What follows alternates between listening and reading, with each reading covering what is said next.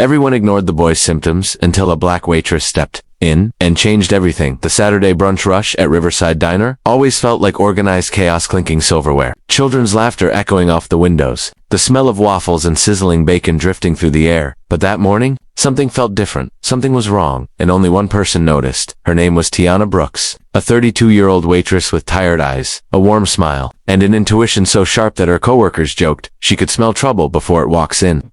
She'd worked at the diner for 9 years, long shifts, aching feet, double shifts whenever rent hovered too close. But she loved people. She saw them, really saw them, and that's why she noticed the boy the moment he walked in. He looked about 10, skinny, pale, listless. His blonde hair hung over his eyes, hiding most of his face as he shuffled behind two adults, his parents, too absorbed in their argument to see their son clutching his stomach. They slid into a booth. The father slammed his phone down. For once, he snapped, "Can we just enjoy a simple meal without drama?" His wife rolled her eyes. "We wouldn't have drama if you didn't ignore everything I say." Tiana approached with her notepad. "Good morning, folks. What can I get started for you?" Neither parent looked at her. Both continued arguing as if she were invisible. But the boy lifted his eyes. His lips were chalky. Sweat rolled down his temples. His breathing was shallow, tiny hiccup-like gasps. Tiana felt a prick of fear. She crouched slightly to meet his gaze. "Hey buddy, how you feeling?" His answer was barely a whisper. "My stomach hurts." Before she could say more, the father barked, "We'll have the breakfast platter and a kid's pancake. And please hurry, we're in a rush." Tiana nodded. "Your son doesn't look well."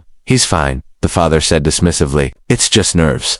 The mother sighed. "He's dramatic. He does this when he doesn't want to eat." Tiana straightened slowly, her heart thudding. Something wasn't right. She'd seen this look before, not here, but years ago, when her little brother collapsed in their living room, fighting to breathe, while adults said, "He's exaggerating. He almost didn't make it." She wasn't about to watch another child be dismissed. 10 minutes later, as she carried plates to their table, she found the boy curled sideways in the booth, his body trembling. The mother scolded him. "Evan, sit up. You're embarrassing us."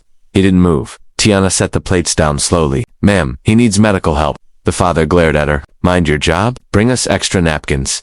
The boy suddenly groaned low, deep, frightening. Something inside, Tiana snapped. She knelt beside him, ignoring the parents' protests.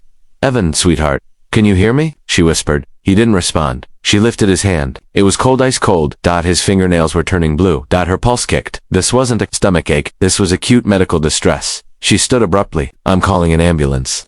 The father shot up. "You will not. You're a waitress, not a doctor." Tiana stepped closer, her voice firm but shaking. "Your child is in danger. If you won't help him, I will." Other customers turned. Phones lifted. A manager approached nervously. "Tiana, is everything okay?" "No," she said. "Call 911. The father lunged in front of her. "If you call anyone, I'll sue this place into bankruptcy." But then a sound cut him off. A thud. Evan collapsed onto the floor. Panic exploded. The mother screamed. The father froze, color draining from his face. Tiana dropped to her knees instantly. Evan, stay with me." The boy's body jerked, then went frighteningly still. A waitress in her 20s shouldn't know how to assess a child's vitals with the calm precision of a medic, but Tiana did. Her brother's illness had forced her to learn CPR and emergency response. Now those skills surged back. She tilted Evan's head, checked his breathing. "Nothing, Tiana," the manager stammered. "He's not breathing," she cried. "Call the ambulance now." She began chest compressions, counting under her breath. "Come on, baby. Stay with me. You're going to be okay." The mother sobbed uncontrollably. The father shakily knelt beside her. "Evan, my boy." But it was Tiana who kept fighting for him. "Press, press, press. Breathe. Press, press, press. Come on, sweetheart," she whispered desperately. "Don't give up on me."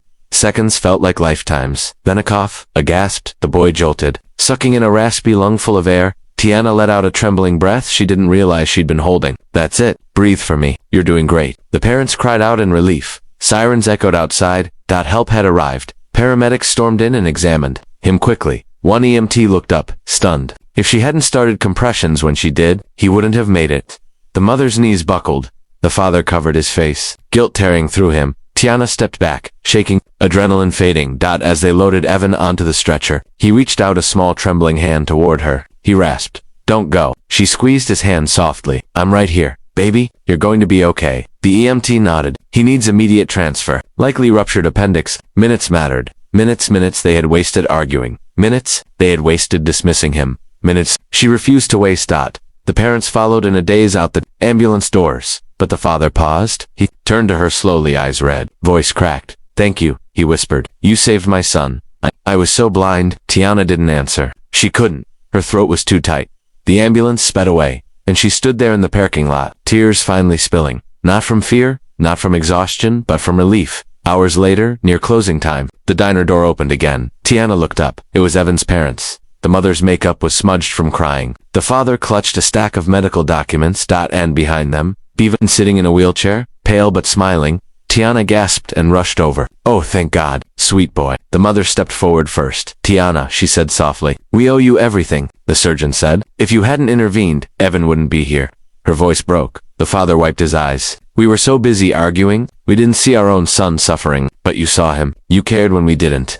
He pulled out an envelope and placed it in her hands. Inside was a check. 5 figures. "This is a fraction of what you deserve," he said. "We want to help you in any way we can. School, bills, anything." Tiana stared at the check, stunned. "I didn't do it for money," she whispered. "We know," the mother said. "That's why you deserve it even more." Evan tugged her sleeve. "Miss Tiana." "Yes, sweetheart." He lifted his little finger. "Can I give you a hug?" Her heart melted. She knelt, and he wrapped his small arms around her neck. "Thank you for not giving up on me," he whispered. She held him close, tears slipping silently down her cheeks. "Never," she murmured. "I will never ignore a child in need." Weeks later, a framed newspaper article hung on the diner wall. Local waitress saves child's life with quick action, community calls her AHR under. It was a photo of Tiana and Evan, both grinning. But the real victory wasn't the headline. It was knowing she turned her own past pain into someone else's second chance. It was knowing she had kept a child's light from going out. It was knowing she had made a difference. Moral of the story: real heroes aren't always doctors or first responders. Sometimes they're ordinary people with extraordinary compassion, people who choose to speak up when others stay silent. Never ignore someone in distress. You might be the only one who sees the pain beneath the surface, and the only one who can save a life.